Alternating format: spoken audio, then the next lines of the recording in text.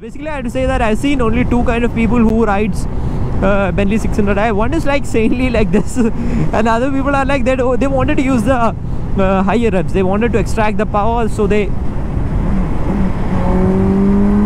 do this.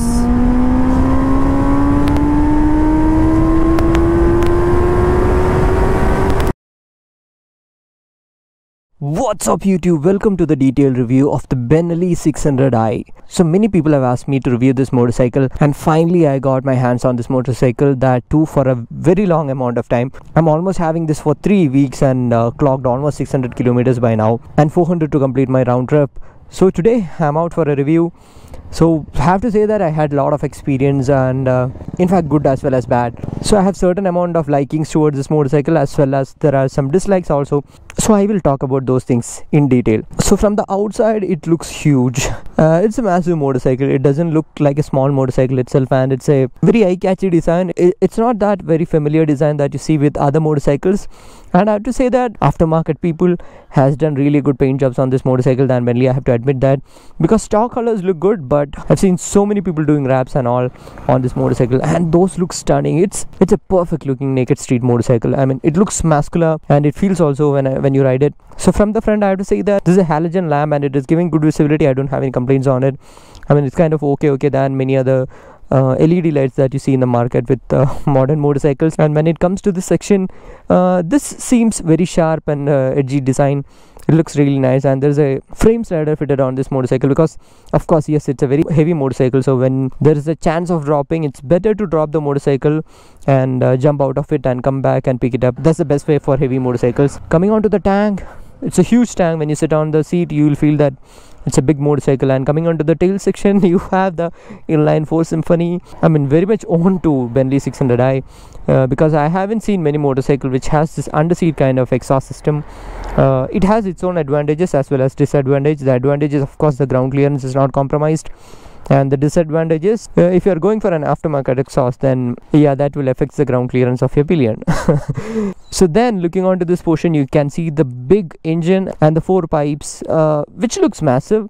In fact, I have a feeling that it could have been designed a little better. I don't know how to put that into words, but yes, I have a slight feel that you can make that portion a little better. And this one has an aftermarket lever protectors, that's all. So before I hop onto the motorcycle, I have to say that these seats are very comfortable, very much designed for comfort and plushy ride. Both the rider and the pillion seat extremely comfortable. And when it comes to the grab rail also, that's also purposely designed. It's not interfering to the pillion. So in other words, I'll say that this is more pillion friendly motorcycle, keeping the fact that it has an underbelly exhaust. One thing is, like, these things what you see over here, they are actually heat shields. So even when the engine is hot and the exhaust is also hot, you can literally touch on this motorcycle. I've almost ridden 100 kilometers by now. I can place my hand over here, but I cannot keep my hand over there.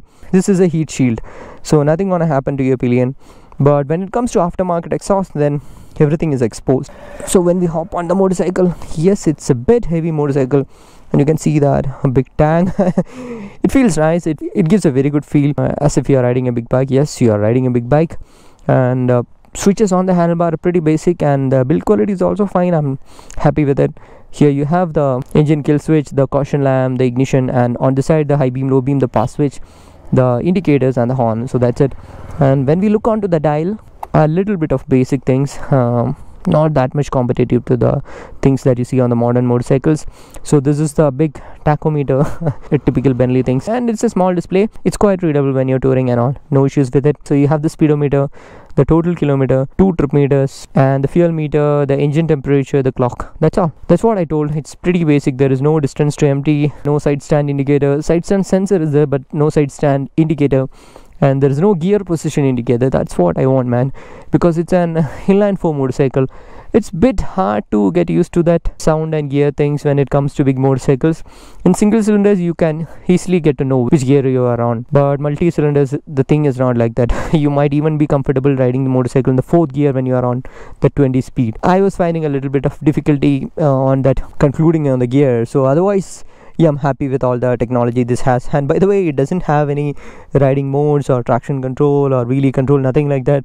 I don't think you need a wheelie control, because the power delivery is not tuned for anything like a stunt riding. Even said that I know that people who are using it for stunts, so mainly I think they are using a bigger sprocket on the rear so that it gives you a lot of kick. Otherwise it's a beautiful motorcycle, very much tuned for highway riding and more comfortable ride. I'll talk about that when we go for the ride. So I think enough of talking like this, we'll hop onto the motorcycle. Before that, let me just switch on the motorcycle. One humble request to all of you guys is that if you are planning to buy the Benelli 600i, try to stay stock for some time, because the stock sounds brilliant. In my opinion, the stock sounds so brilliant. I don't see a reason for me to switch to an aftermarket. Yes, you can go for that, it sounds very sweet when you have an aftermarket, but the stock itself is beautiful, man. I would say that in this middleweight, like the 600i, the 650 series from the Honda, or the Z800 or the Z900, I have to say that the 600i makes the sweetest sound of all. It is moderately loud, I have to admit that. So let's fire it up.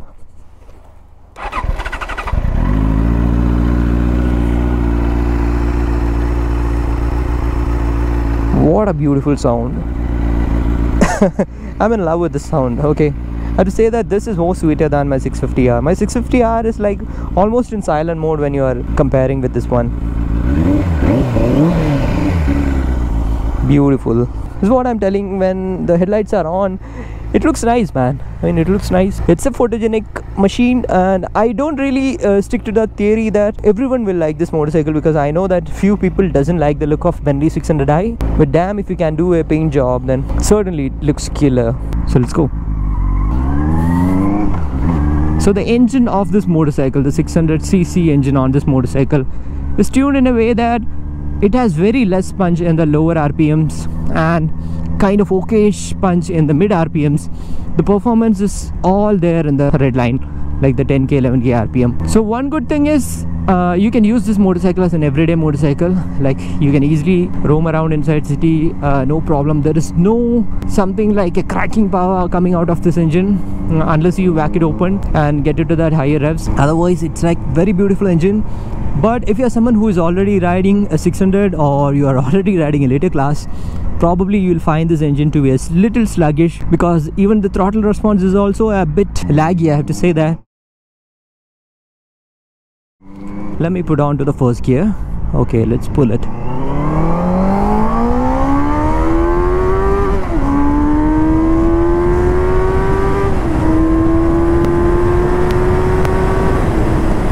You see that it has all the power, but only thing is it's all there on the higher band.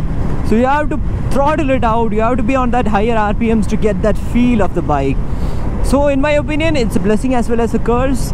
Out of all the motorcycles which I've ridden, like the Z900, the Z800, the CBR 650 series and the Kawasaki 650 series also, this has pretty much the laziest bottom end, because the torque is very less. This is not tuned for that, okay? I think you might have heard also, it winds up, it sounds so sweet. I love it that way. I don't want to call this motorcycle as a lazy motorcycle, because it has all the potential up there on the top band, but you might not get that kind of a situation all the time, right?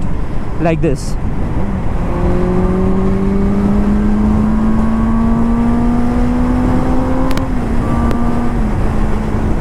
So in my opinion, even though it looks massive and it gives that kind of an intimidating feel, I'll say that this motorcycle is for a person who's kind of a very silent rider, like very much introvert, and this shows that kind of a character. And when it comes to the riding posture and all, the upper body is almost upright but a slight sporty feel, and when it comes to the lower body, that's also relaxed. But one thing which I see is that by the way, this motorcycle has a lot of ground clearance, as well as the seat height is also a bit high. So it's a taller motorcycle, so you have a lot of ground clearance. But I expected that foot peg to go a little down. In my opinion, I'll say that the foot pegs are on to a bit taller side, which I didn't face any issue after riding for 400 kilometers straight, like 6.5-7 hours of ride, and I didn't face any issues.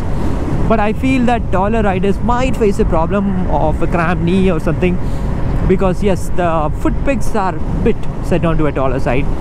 So the ergonomics are really nice and really comfortable, but riding the motorcycle, especially when you're on slower speeds, you might feel it like a ship, because it's heavy.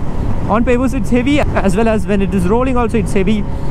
So you have to be very careful with the tire pressure and your cone set, so that you don't add more weight to your ride. Because when I got this motorcycle, the tire pressure was a bit less, and the moment I got onto the motorcycle, I'm like, what?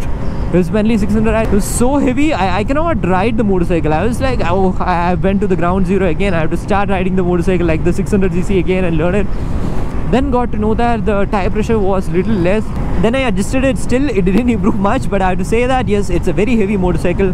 Positive side, it's very stable on the highway. Negative side, yes, you know that it's a bit difficult to manage it on inside cities, especially if you want to filter through the traffic. But if you are someone who can hold on to your nerves, ride it sanely, then no problem, man. It's a good city bike also, because the engine is tuned in that way to be a good city bike. An okayish kind of heating issues from this motorcycle. So comparing to the other motorcycles again, this heats a little bit more than the Z800, Z900, and a bit more than the CBR 650R. I don't say that the CBR 650R is the coolest motorcycle and all, but yes, it heats a little bit more than the CBR 650R. But I was having this complaint that this heats up, and finally I rode a Ducati back to back with this motorcycle. Then I got to know that no, heating is a way different level on that kind of a motorcycle. I'm not bitching them, but I have to say that the 2 cylinders, especially those beauties, are hotter than this motorcycle.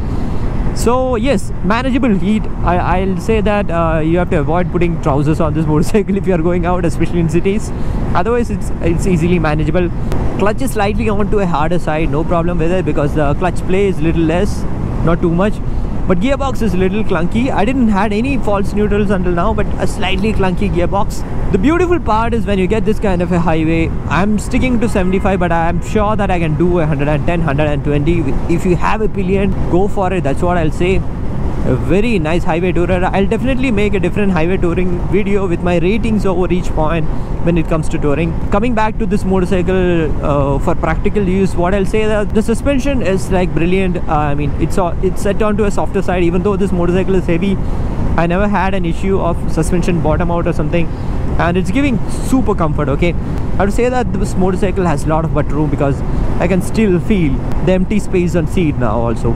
So in that way, I'll say that Benelli has designed this motorcycle for comfort than fast riding or racing and all. It's basically, I have to say that I've seen only 2 kind of people who rides Benelli 600i. One is like sanely like this, and other people are like that. They wanted to use the higher revs. They wanted to extract the power, so they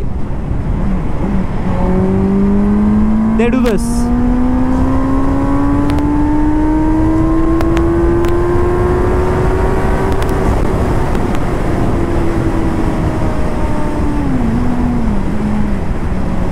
You see the amount of time that I took to hit the red line. It just gradually picks it up, and when you are on the top rev, then don't worry, you are already on that higher speed. So I think probably I have done 150 or something. And when it comes to the braking, I have to say that there is a little bit of room to improve, especially the front brakes, because I have to start using the rear brake also at times when I was doing some hard braking. Otherwise no issues. And when it comes to the ownership, this motorcycle was coming for 8 lakhs on road back when this was launched.